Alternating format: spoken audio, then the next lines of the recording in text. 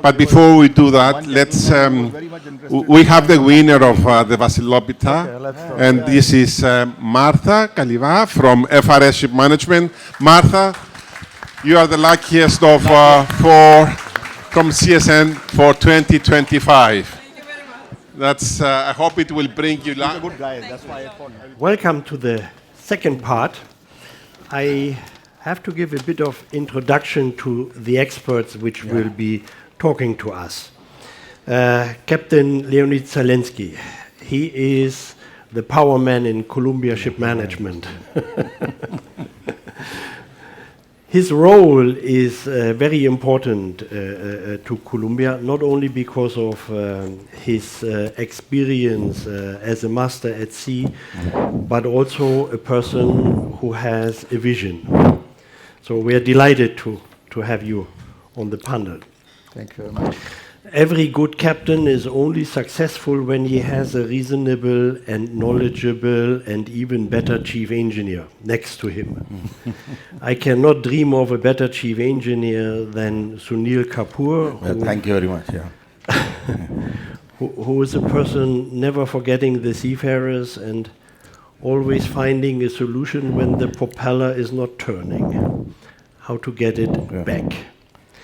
And we have Demetris with us, who is a person who has been working active in associations, a person who is coming very strong from also the knowledge of regulatory side, and he is giving us inside information of how his current position in Island Oil, a company which is not only a ship manager, but a company also running bunkering operations globally.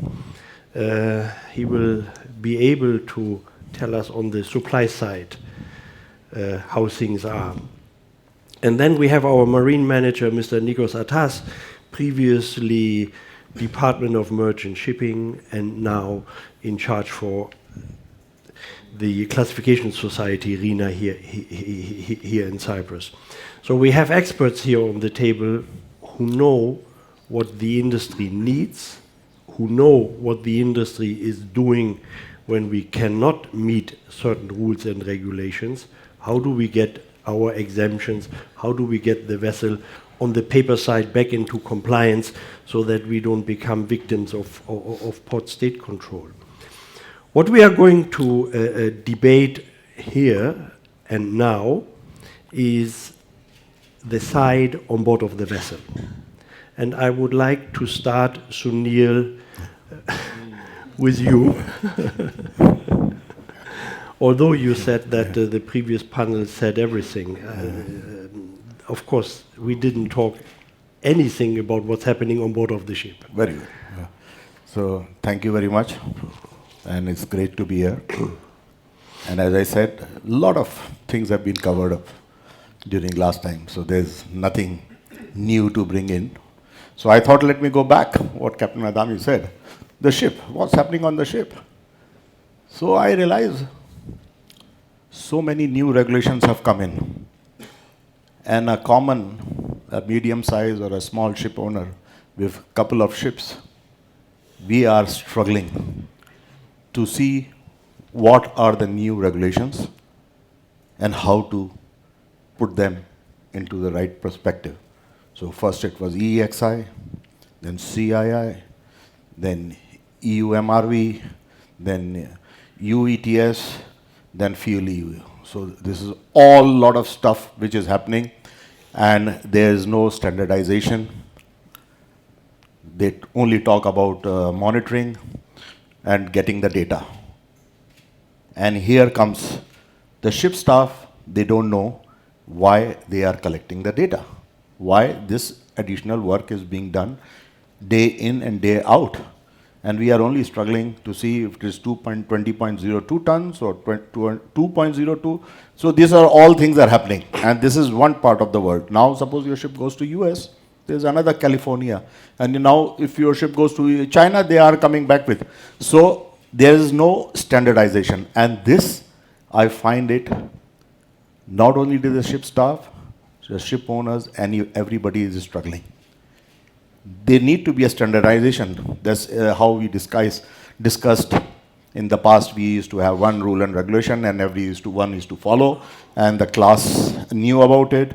And wherever you go, it was very simple, straightforward. They would come and see, and then they will give you the certificate. Now you are not sure whether this particular place you are 100% compliant. So there is a big gap, and I personally feel that all the bodies who are working on with the new regulations, they should have made standardized system so that it becomes very easy that in one place this data is going, and whoever wants to take this data for whatever they want to do with it, they can take it from there rather than struggling. Now come the second part. We are talking about energy efficient ships. So modern ships, yes, is very easy to bring in new technology. You can change the propeller, you can change the bulbous valve, you can put many things. But what about a ship which is already 17, 18 years old, and in today's market it's still making money? What is the incentive for the owner to scrap that ship? He can still make money, maybe he has paid off the debts, it is good for him. If we have an old car, we can take it to the automaker, and we get some incentive from the government, and we scrap that and we buy a new car. But is there any such thing to do with the old ships? So there is no incentive.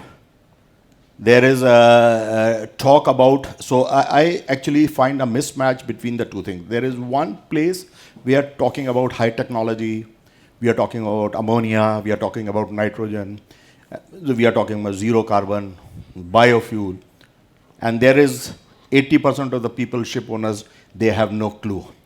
And they are waiting which direction to go. So today, even if I have money, which ship to buy? Should I go for ammonia? Or should I go for dual fuel? Or what kind of money? And suppose if I put my money on one particular aspect of the ship, what is the guarantee that I'm going to get fuel everywhere in the world? What is the guarantee that I will get more money for the same cargo which other ships are bringing in fossil fuel? So there is no guarantee. So there may be handful of companies which are funded by the big European countries. They can take that risk of going in with high technology ships. But for a normal ship owner, I'm not sure whether they can take that risk. So then comes the crew, the training. We have forgotten that this is the most important thing. A lot of things have happened during the COVID. We have Ukraine war, we have East European problems. Many people are not coming back. In India, they are getting their jobs in IT sectors and other places. It's not easy to get people. So here is also a big problem. We need to have right people, right mindset, and they should be able to work with the new technologies. Unless we have a proven technology and also the people who have been trained in this technology to work on, then only we can make this successful. Otherwise, this is a recipe for disaster. We will have many, many more of problems on board the ship, maybe drifting ships or collisions or other things. Because if they are not capable of operating the ships in the right direction, then we can have. We talk a lot about the circular economy, where we think that we can use, we can reuse the spare parts, we can recondition, we can make things. But in last 20 years, when we were sailing as chief engineers and on board the ship, it was very easy. You have a problem with cylinder head, you have a problem with things, you land it ashore, it will be reconditioned, motors will be reconditioned, they will come back on the ship, you will reuse them. I never thought that you will just scrap them. Things were totally different. Then a new era came where you don't do anything. Just take out, change, and throw it. So the new cards came in, we were changing, and we have the complete different mindset of the people. They just order, and you change it, and the system works and all. So now we are coming back to the old system. So but if you want to come back to the old system, you need to redesign the ships and other things to take care of how to recycle. And not only recycling of spare parts, we also need to see how we can recycle things on board. A simple thing, instead of throwing this food and waste oil and other things, why not use this as an energy to supplement the energy and use this for some. So there are many, many things which are happening, and I feel what other panelists have said, that there has to be a complete mindset change so that we can move in one direction. If we all have taken one direction to remove this fossil fuel, go for the future energies, then we need to go in that same direction. We cannot take 2 steps forward and 1 step backwards. And there was an economist forum which took place in Nicosia a couple of months back. And they were talking about the future energies. And actually, I was surprised and a bit of shocked. They talked about the fossil fuel. They even talked about LNG. But they never talked about the green energy. And I actually went back to the people who were these experts. I said, nobody talked about, okay, Sunil, this is a long way to go. We are actually struggling to provide cheap, affordable energy. And if as politicians, we are not able to provide cheap energy to the consumers, then our governments will fall.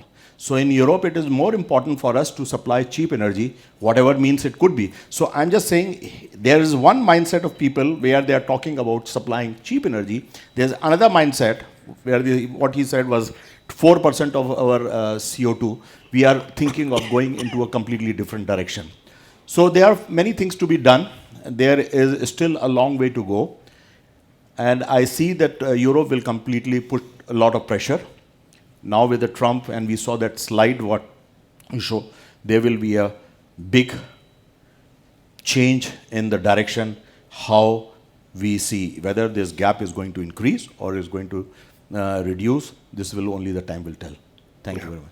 Yeah, thank you, Sunil. You vividly explained how I always see an engine room. So many things are happening and nobody really understands, but everybody complains.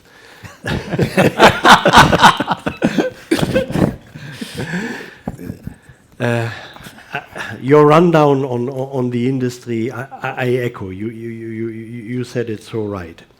Let's try now to organize this a little bit. Captain Zalenski is a person who can maybe tell us a little bit how a company can organize the problems Sunil addressed. How can we get from the future funds money into our companies in order to run proper research and development programs? How can we make use of incentives, and what we can do as a transformation within our companies towards a lesser carbon footprint? Well, thank you very much, first of all, and I certainly agree with what you said. Lack of standardization, it's a big challenge for everyone, and I strongly believe if we want to enhance performance of our crew, we need to make compliance easier. We are not helping them at the moment with all these rules, regulation, and requirements, and it creates a lot of troubles for all of us, and also creates a huge safety concern. All these targets, environmental and the carbonization targets set by the maritime industry, are extremely ambitious. And we know that all this is not really supported with technology at the moment. We simply don't have tools to comply. And these tools require lots of research and development. And this research and development cannot be handled on the individual company level. It's maritime industry issue, it's a global issue, and it's a bit pathetic.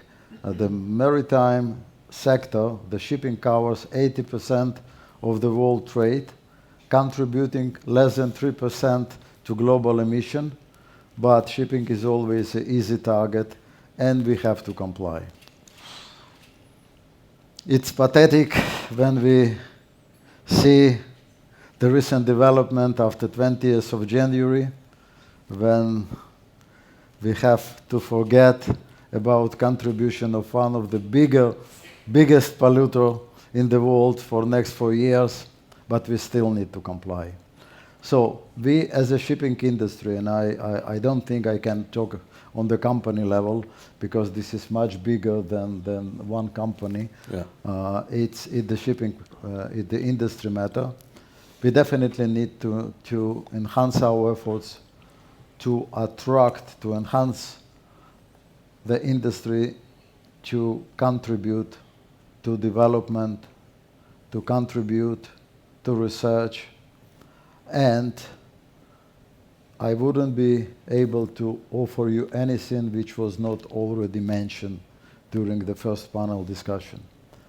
Definitely we need policies and regulations. This will drive this will force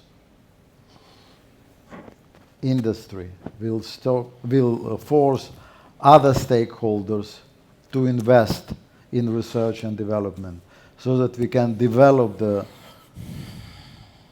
alternative fuels, we can develop more robust processes. Because control of emission, it's not only fuels, it's the effectiveness of the processes as well.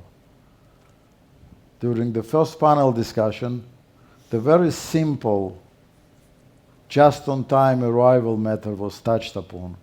And we in the industry talking about this for God knows how many years, and how much emission could we save if we walk away from hurry up and wait. How much bunker we consume just for that. And it's even such a simple thing we still didn't manage to achieve.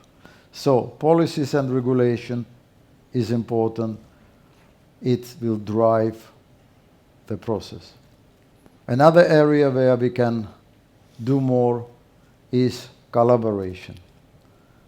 Collaboration between public and private sectors, collaboration between regulators and shipping companies, class societies, flag administrations. We need to encourage investment and government grants and funds. This all will help to develop alternative fuels, to develop processes which will drive decarbonization. There are no other way, and we need to work all together. Unfortunately, it's too big for one individual company to be able to handle, but we need to combine our efforts. We need to work together on that, and only combining our efforts and being strong on that, we can achieve the improvement. I'm not sure how successful we're going to be in meeting these very ambitious targets which are set for the shipping industry, but we are responsible people. We do care about next generation. We do care about the future of our planet, and we need to contribute, all of us, and we need commitment. This is all what I can say on that, and I think we all need our contribution. Yeah, very well said. The shipping industry by tradition is hiding away the knowledge. The golden egg is mine. Why shall it share it with Uta or Dieter? This has to stop. And we have to get into contact with the academia, with the schools, with the regulators, and with the industrial partners, with the classification societies, in an open-minded mindset to not hide the problem and get the rubber stamp on the certificate, but get the job really, really done. Thank you. I like your idea of marketing ship management services by emission and not by the management fee. I think it's a brilliant idea, and it's the future of industry. Actually, just coming back to the collaboration, the first time I saw collaboration between the various shipping company and management companies happened during the COVID time. Yes. They were pooling all resources. They were chartering planes to put the crew, helping one another so that the ships can be operated. That was the first time actually I saw real collaboration taking place, and I think that's the right direction to move. Yeah. Absolutely, and I would add just one final Yes, and yes, last. When we talk about safety, we often say it's no competition on safety. On safety, we can only collaborate and support each other. Yeah. Same is here. When we are talking about environmental compliance, it shouldn't be competition. It should be only collaboration and mutual support. Yeah. Yeah. Yeah. That is agreed. Well said, well said. Yeah.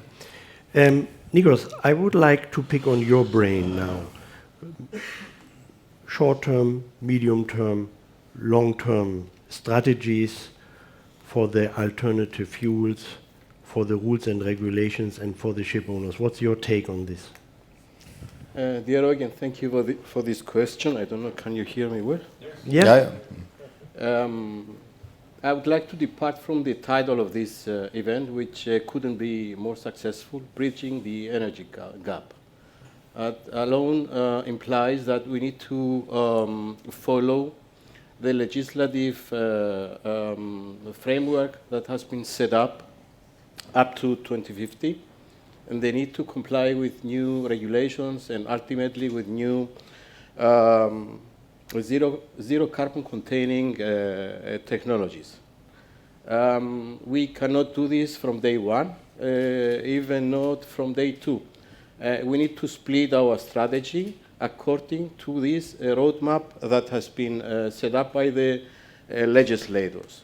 As such, we need at this time to concentrate on what we have on board, what kind of ships we have, and how we can comply as much as possible with the existing fleet.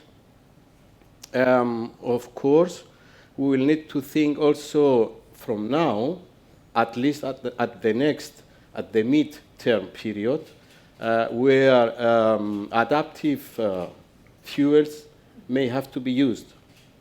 I would like also to mention something I should not forget, that the oil industry and the oil-producing states, they continue their business plan as usual. They have even bigger business plans to drill more and more. And Mr. Trump said that just a few hours after he has been elected officially president. So everybody will drill more. What does this mean? It means that oil most probably will continue to play a role as a fuel. However, it will need also to adapt into the new regulations for complying with the zero or near zero carbon requirements. That means adaptation or abatement technologies will need to apply in case oil will continue business as usual. Now, coming now to the short-term measures which the ship owner can, or the shipping industry as such, should apply, is to optimize to the best possible extent what engineering is available on board. And this shouldn't concentrate on the peripherals of the ship, like changing of paintings, hull cleaning, polishing, and things like that, which contribute for sure at some extent. But I believe the ship owner should concentrate on the main consumption machinery on board and try to improve this as much as possible. It should improve the propulsion system and the main engine. It should improve the diesel generators. It should improve the boilers. And also to implement an efficiency monitoring program that will also involve the crew on board to and provide them knowledge that they should operate the machinery only at optimum. It doesn't make sense to have a large container ship with 4 huge diesel generators which they need to produce a lot of electricity for the reefer containers. And if there is no need to run 3 diesel generators instantaneously at 20% load, excuse me if I'm being very technical, they could run the generators, the 2 diesel generators at 40% load and have a better fuel efficiency. So there are little things and relatively moderate investments which could bring existing ships further, also with regard to the implementation of the CII. For the mid-term, so conclusion, immediate measures is ship optimization and performance monitoring. Performance monitoring is a complex game that involves the installation of a lot of sensors on board. However, the results are very promising in order to keep existing ships running, because without any adaptation of technical measures, some of the ships, or many ships, correct me if I'm wrong, will have to be phased out 26, 27, especially bulk carriers, because the CII, the carbon intensity index, it's quite unfair as regards the workhorses of the industry, the bulk carriers. Now, for the medium strategy of the greenhouse gas IMO strategy, and EU, because we should not forget that there are 2 regimes running in parallel, the industry would need to switch to so-called transitional fuels. And as far as I can see, this is not my personal opinion, LNG appears to be the most promising technology for the time being to comply with the midterm 2030, 2035 greenhouse gas regulations. And this is because there is quite a huge availability of resources. It's a well-known fuel, a good energy capacity, and relatively easy to handle. Requires, however, investment, technical investment to be able to bunker and to use it on board. So which means this would come as a solution to many ships which have prepared to accept LNG, or they can technically adapt or convert systems to be able to use LNG. For the long term, I don't need to say too much. We need a complete different approach. Many things have been said, so I wouldn't like to repeat them, but I would like to stress out that besides developing new fuels, besides adapting to new modes of fuels, even fossil fuels in a abatement mode, we will need to build new ships. We will need to renew the fleet. The existing fleet will be phased out sometime, and it is a big question if the shipyard capacity is sufficient to renew the fleet. So in my brain, I believe the whole fleet will need to be renewed until 2050. I don't know if the capacity in the world is sufficient to build new ships. We may also see existing ships which have proved to be in good structure, that they will be, their useful life will be prolonged. However, everything has a limitation. But I see also a great opportunity out of all this. I see a great opportunity for the European shipbuilding industry to revive. We have seen lately press releases that China is reviving forgotten shipyards or shipyards which remained idle for the last decade. Suddenly they come back into life through European operators. So why not in Europe? We have a historically very strong shipbuilding technology. We have very strong technologically minded countries, Germany, Italy, France, Spain, UK, I wouldn't like to mention somebody and forget somebody else.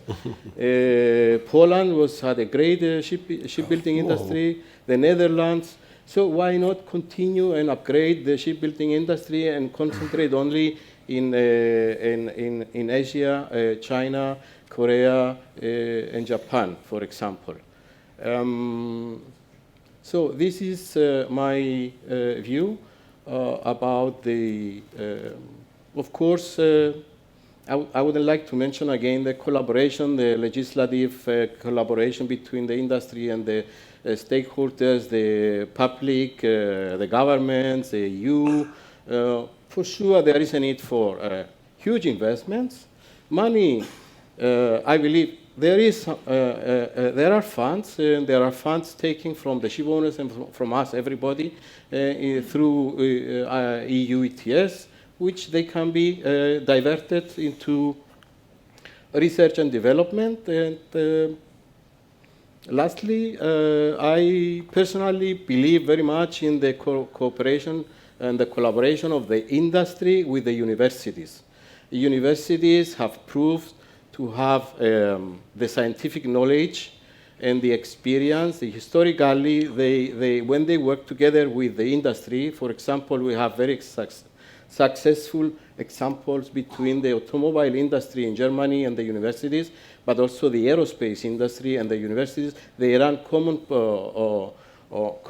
programs, and they use the big brains of the students and of the fellow doctors to the benefit of the technology. So, and I'm also curious to see, because we have seen in the last 3 years when this discussion started, we have seen a lot of new technologies published and coming around, and I'm very curious to see what is still in the wardrobes or in the drawers of the technology carriers. So I'm very curious to see what else we're going to see very near. Yeah, thank you, Nicos, on your short-term, medium-term, and long-term view. Very interesting that there is an opportunity for Europe to come back into the shipbuilding and ship design game. Low-hanging fruits. Also, the first panel made it clear. Operate better with that what you have, as you did yesterday. We need maybe a different collaboration between the classification societies and the ship owners. Maybe we have to pull together now and have to say, how can we, on a vessel-specific approach, improve the efficiency? How can we get the crew? How can we get new technologies? And how can we find funds to do that? That's maybe an approach now where we can jointly, between the classification societies and the ship owning, ship management side, collaborate closer than just to use the class as an external entity to verify whether the vessel is compliant or not compliant. We are running short of time, but I would like that Demetris tells us a little bit from the perspective of Island Oil, who lives on both sides of the world, and being also extremely innovative with what you are doing within your company on technology side, on educational side. How do you see how we can bridge this energy gap? Thank you very much. Is what most of the panelists have already said, to collaborate with different stakeholders to see how we can meet the demands of the industry. As a company, we have done a lot with the recent project also with academia and a startup that we have invested on a cold ironing project in Limassol port that it has been tested, and now we're taking to the next stage. Okay, from the bunkering side, because we are bunker suppliers, we are in discussion with stakeholders. The majority of the industry doesn't know where it's moving forward. We have, for example, our trading arms is certified by ICC for biofuels, but we're surprised to see that the majority of the requests came from Asia and not from the European Union ship owners or charterers, which we all know that we're more heavily regulated. In respect of, for example, allowances, we have seen the majority, because we are trading allowances, the majority of ship owners are still on hold. So it's a bit of everything. It's a bit on a standby now. And we, as bunker traders, of course, we do have a role to play into all of these. We are in discussion with different refineries to see what is the plan with charterers, with ship owners, but everything is on standby. That's why when we try now to renew our fleet as a bunker trader, the key word here is flexibility. We need to be flexible in what the industry is expecting from us. We are in the process of building new bunker ships that will have the flexibility to even have 3 different types of fuels, because we still don't know what these fuels will be. But also from the ship owner side, and being also a ship owner, we do have the challenge of the regulatory framework. We are a European ship owner, so we have to comply with the European Union regulations at the same time with international framework. And of course, one thing that we always have to think about, because I'm also involved in the regulation, and I think it's important to recognize, is the effectiveness of the regulations. Yeah. Because I feel now we're in a point that we're regulating the industry, and we have to stand at some point at the back and see, is these regulations effective? And are they pushing the industry to the right direction? And this is a question that has to be answered by the European Union, which is over-regulating the industry, IMO, and we have seen that until now this is not the case. So maybe we're doing something wrong here. Because we started with MRV, the European Union has had the approach of naming and shaming and having the ships publicly available emission data. This didn't work. We are now having the EU ETS that, okay, we will see the effects as we come closer to the regulation. We have the Fuel EU that is coming already into force. Speaking with the majority of ship owners and charterers, they are taking the pooling approach, at least for the first couple of years. And then we have the IMO, CII, EXI, etc., that we haven't seen any real commercial consequence to this or a real effect into pushing the regulation. So I think also on the regulatory side is what we said before, and other panelists said, we have to see how we will harmonize this, but at the same time make it effective, and also incentivize early movers. Because at the moment now, we have seen some brave ship owners investing in different fuels or technologies, but how do we incentivize them? And although we have ETS, only 2% of that money will go to R&D, so that is not very optimistic. But at the same time, I heard also from the previous panel about the upcoming submission at the next IMO for a fuel levy that is being supported by a lot of EU countries and also major ship registries. The question is, what we will do with that money? We will give it back to the industry for R&D, that we said before, and we recognize is important. We will give it back to the industry to bridge the gap for alternative fuels cost. So these are the things we have to consider on the regulatory side. And the most important question is, and is what both panelists said before, will it push the European Union to harmonize their regulations after this submission by IMO?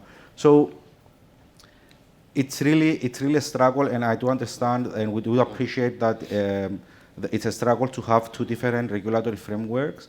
So one thing is that, And from the ship owner side and also from the banker side is very difficult, because we now have different regulations in the European Union, we have other regulations outside Europe, and everything is a bit on the standby. So I think it's important to see how the regulations will evolve, and if these regulations will push the industry to the right direction.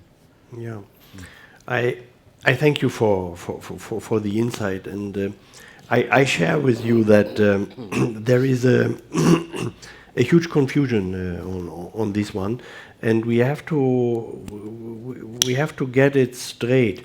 What kind of alternative fuel will the industry make available for the land-based industry? What will go to the trains, to the trucks, to the buses, to the excavators, and what will go to the aeroplanes, and what will come to the ships? Traditionally, I always heard that ships get the last. That's what the refinery cannot use anymore. That's why they call it residual fuel. Yeah. So we were getting the leftovers. Maybe something like this will happen as well, and the fuels which become available, they will go to needs which are more urgent than the shipping industry. That's actually sad, but if we also consider what I mentioned earlier, that 2 billion people will be added to the population, they need to have food. So when we talk about ammonia, we know ammonia is fertilizer also, so the production of fertilizer is extremely important to have sufficient food for the additional people. At the same time, we want to use it as a bunker fuel. Then we talk about biodiesel. If I convert my agricultural land in order to harvest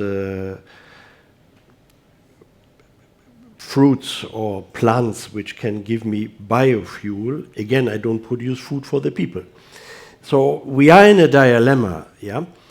But there is a compass, and the compass is actually the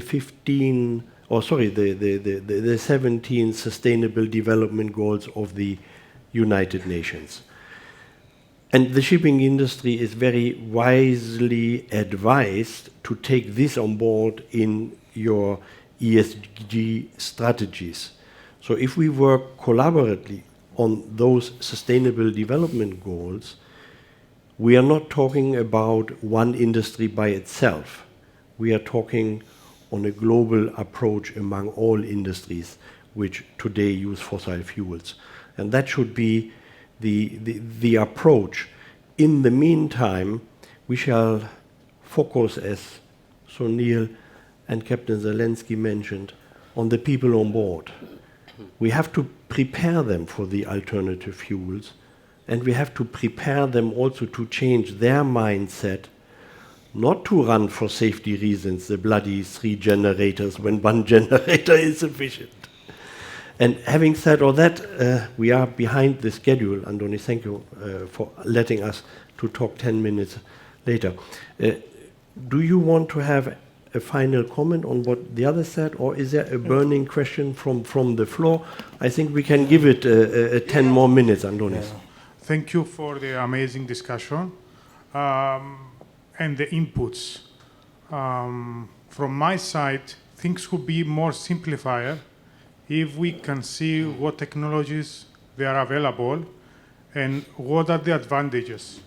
For example, in our group, we're working with biomass to create biochar, then having biopolymers to use on vessels, trains, and cars. And at the other side, we have fuel. We have the oil to can turn to fuel and energy, green energy. We call this co-production in chemical engineering. And there is a big competition nowadays. Who is getting the better yield and the performance? But if you're asking me, we can produce energy to give to the port via the cold ironing, we can produce the fuel to give to whatever the sources, and we can create the biopolymers to double the capacity of the polymers. So it's a win-win-win situation. The problem we are facing is that ship industry, for example, that owns a lot of capital, they need to open the mind to these simplified solutions that can help us for the next 20 years or whatever, till we have the next breakthrough of the energy technology or the machines. The last years, we didn't see any breakthrough on the technology. We are trying to optimize artificial intelligence. I am a great supporter on this, but we forget that we consume more energy running this. So what I will say, we need to open up the collaboration. Universities can help. Companies are there. What has to be clear to the ministries as well is that we cannot run experiments, optimizations with like 100,000 euros or €500,000, while in Estonia they have so many unicorns, and they're getting at least €1 or €2 million per action. So to conclude, I would like to thank you again. Consider simplified solutions. There are technologies, there are novelties, there are collaborations with EU countries and Cyprus, but we want a place to market the solutions or easily accessible to talk to the right people on the shipping companies. Thank you so much. Thank you. We have another question. Yes, of course, go ahead. It was a lovely discussion by the panelists. Thank you. My only thing is, my point of view is from the manager's point of view, who is operating the vessels on day-to-day basis. So what I see is, one thing which is very nicely discussed by earlier panelists, we should optimize the resources which we have. Like what Mr. Attas said about generators. So that is we are doing, and we try to over-optimize on that solution because it's a low-hanging fruit. However, what I feel is the new technology which are coming are very expensive. So for, as Mr. Kapoor has rightly said, it's impossible for small owners to get it. So I believe it will be only in the boardrooms or in the talks till we get a frugal technology which can be easily implemented on the vessel. And the another part, I'm a ex-chief engineer. I used to sail on board before coming on shore. So I feel the new technology, there are many technology coming. I just went to one vessel. I spoke to chief engineer. He was taking LNG bunker. And bunkering an LNG on bulk carrier is a very difficult affair unless you have sailed on an LNG ship. So this chief engineer next time will go on a ship which is having a different technology. And sometimes the training curve it falls behind. The technology is gone, but the training part has not kept the pace with it. So this is one of the downfall I see, which Mr. Kapoor has emphasized, that we need to put a lot of impetus on training, which right now is not happening. Because a lot of technology, very few people available to go on board as a chief engineer. So, you know, they say, okay, let him go on board, we'll share the technology, we'll do the training on board, which is not happening. So, you know, this is one of the big pitfall I see when there are too much technology in the market and less of training. Yeah. So we must put a lot of impetus on the training. And lastly, I would say, they say the pollution anywhere is a pollution everywhere. So if we only think about Europe, US, that's not going to solve. And which you have shown in the slide that we are not able to keep the limit of 1.5 degree. And in future, I'm sure if we don't have a collaborative effect, we have to collaborate, whether it's Africa, India, or any other country, to bring it within the emission level which we have decided for it. Thank you, sir. Yeah. Thank you for the comment. Yeah, but completely echo what the last gentleman had said. We are completely focusing, somebody talked about, I think the shipping minister talked about 3 steps: collaboration, yes, innovation, and the last one was, sorry, regulation. Everyone is talking about regulation. all regulation, nobody thinks about the ship staff, what they go through, one more code on their head, one more inspection on their head. The shit is flying, the mess is flying all over. Now, in one of the first slides that you showed, you see the biggest change in the emission happened without any regulation. Why? Because it was the need of the business. It make economic sense. It happened by itself. The business of the shipping requires it to run fast. It needs to deliver from point A to point B as early as possible to supply to the customer needs. And we need to abide by that.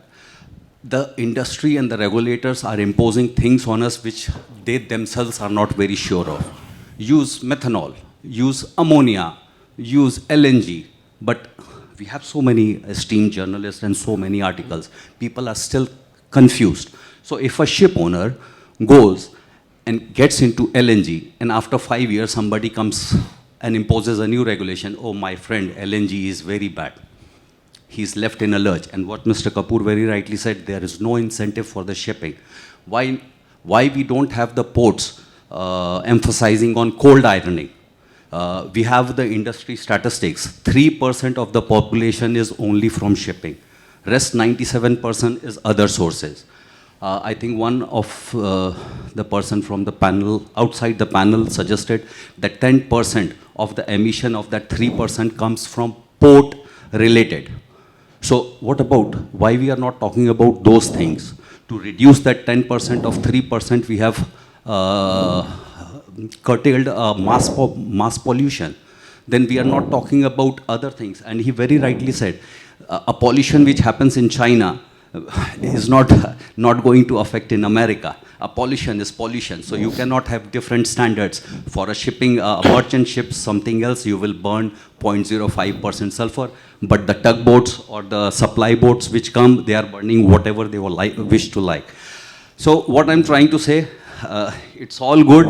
Pose more regulations, put everything, but think about the seafarers who are on board. Nobody talks about what they go on board, what is their mindset. No, the best solution I have, the shipping is going into a mass change. More and more electronics are coming. What is the first thing that I see ship owners did? Electronic officer is gone. We are getting into automation and we don't have an electrical officer on board. We are reducing the burden. We are increasing the burden, but we are reducing the ship's crew. Training, I hardly know of very few companies when the BWTS came, Scrubber came, who invested heavily into the training of the seafarers.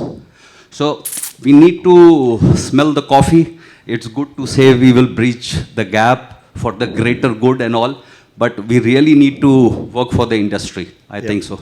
I mean, actually, we have not really said in the first or the second panel that we are able to breach the gap. We are debating how to do that. And our industry is complex, and you can address a complex industry only when you break it down in certain sectors which are addressable. And that is the short-term, medium-term, and long-term measures. Just a word of caution when we talk about training. Training should not mean, for this shift of technology, another DVD on board, another online briefing, another tick box exercise to be completed. Here we talk about the fundamentals. We have to go back to what is called science, physics, biological things, mathematics, yeah? Because we are talking about completely new ways. So, and I have to admit that the shipping companies here in Cyprus, they are doing a remarkable job when it comes to their in-house trainings, their foresight approach to this. I believe there is not one of the ship management companies here in the room who doesn't have in their company expertise for ammonia, methanol, and gas. So these things happen, but we cannot just make the ice bucket show the cheap way. It is a long shot now for our seafarers. Nicos, Short remark. Last question here as well. No.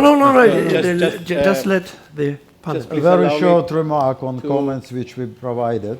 Actually, it confirms to me personally that we are lacking collaboration and coordination between different stakeholders in this industry in order to consider all interests. Interest of seafarers, shipping companies, bunker suppliers, developers, and so on. So all what we've been talking about, collaboration and coordination, was just confirmed by your comments. Yeah. Okay, good. I think. Nicos. Very short answer to the two questions we had at the beginning, and I will go back to you. Of course, shipping relies on a steady source of fuel. So shipping cannot rely on a very small scale production of biomass or other renewable energies. Unfortunately, it cannot find a wide use on board ships, but it may find a very useful use in small harbor or pleasure ships. That is, I believe, the way to utilize this kind of renewable fuels. It's a very good, of course, congratulations. I know how tough it is to run a startup or a company like this. I understand it's very difficult and it's pioneering and a lot of difficulties associated. Really, congratulations from my side. But shipping needs a steady source in sufficient quantities and at the right price, at affordable prices. And global supply chain. Yes, exactly. Yeah. So having said that, I'm going to jump into the next question about technology and the cost of technology. Of course, what the ship owner has to cover now is not just the technology improvement, it's actually the cost of complying with the new rules. And it's a costly business. You need to comply with something, and you need to buy technology for that. So it is the cost of compliance which is expensive, and not the technology.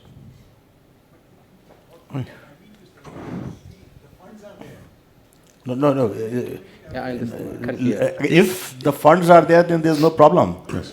Actually, here there's a lot of confusion has been created. Instead of the governments taking the control with the manufacturers, with the R&D to provide a solution, they are asking the end users to think what needs to be done and how to move forward. So in a simple way, when you go and buy a car, you have given alternative whether it's a petrol car or a diesel car or electric car. You are not given alternative whether I should buy an ammonia car, hydrogen car, this car. In the same way, we should have a proven technology so that most of the people can utilize the technology. You know, people are thinking on a different level altogether. You need to simplify the systems for the end users. Again, last question here. Yeah, last question, please. I'm a Greek. So we have a saying, where people see hazards and risks, maritime sees opportunities. So I would like to ask a small question. Because you are leading organizations and firms, okay, what specific policies and incentives would you like to see from the Cyprus government in order to help you to bridge this energy gap? How to make your life and your job easier? Very good. So I will, from the end user, if I have a Cyprus flagship and I want to modernize my ship to reduce energy, I would request Cyprus government to give me an easy loan where I can put 6-7 tools to reduce my energy consumption. That as a manager or a small, medium-sized ship owner, he could request that from the... Cyprus is a maritime nation, yes, they can support the local industry, but it's bigger than that. I think Cyprus by itself cannot do a lot in respect of supporting the industry by itself. So we need a collaborative approach here and a European Union support for the funds to get there. I mean, the government, what they can do is to ensure that we have a global regulatory framework. I think this is important. Cyprus has to push to the direction of having a regulatory framework. And also they can support the industry in R&D through the European Union. And as I said before, funding for new building or new technologies, etc. But it's a bit difficult to say that the ministry by itself can do something for the industry. It's not that easy. But there is ways that, and they are at some extent supporting the industry. But I think we have to see this in a more European and a global level to say that we can support the industry to incentivize it. So it's a bit unfair to say just to the Cyprus government to do something. Yeah, Nicos. Short comment, although I believe the government people should address this very important question, but I believe, of course, Cyprus is a small country, cannot provide funds for new ships, shipbuilding, but it can provide a framework for ship finance. We didn't talk about anything about ship finance, and low taxation or return of taxation back to the ship owners for building innovative and technologically sound ships. I believe that would be a good framework for the ship owner. Yeah. I echo what you say. It's correct. I believe that both panels gave you the answers. We should request from the government and the academia and all the other stakeholders to be more inclusive and to think towards circular economy. We have to stop thinking that there is a quick fix.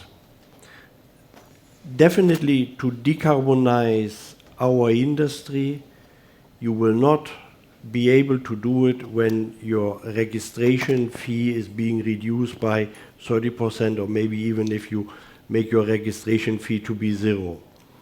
That will not give you the necessary funds to go into the new technologies.